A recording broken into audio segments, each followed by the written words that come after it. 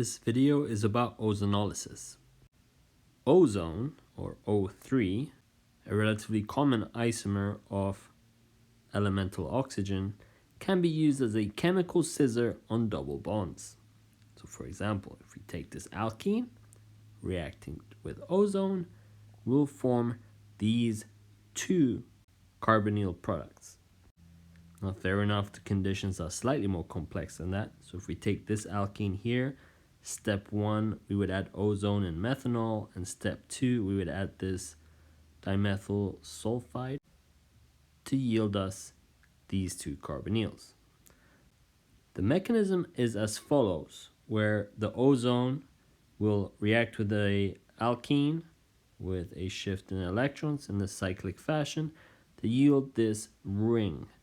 There is a spontaneous rearrangement where we break some carbon-carbon bonds to yield us this other ring, which will then collapse on itself in the presence of a reducing agent to give us our two carbonyls.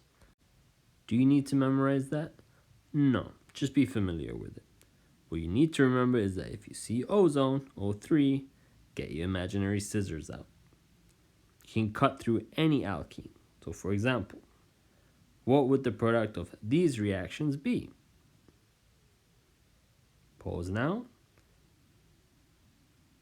And here are the answers. Recall, imaginary scissors, cut the alkene, left with carbonyls. Sometimes you may have to work backwards to determine what the starting materials were from the product shown.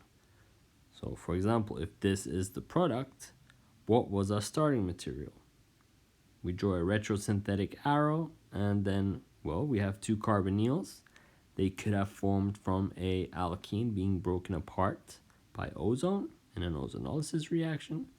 So redraw the structure to have an alkene connecting the two carbons that have a carbonyl. Voila, this may have been the starting material. All right, how about this one? What was the starting material of this ozonolysis? You may pause now. And here's the answer.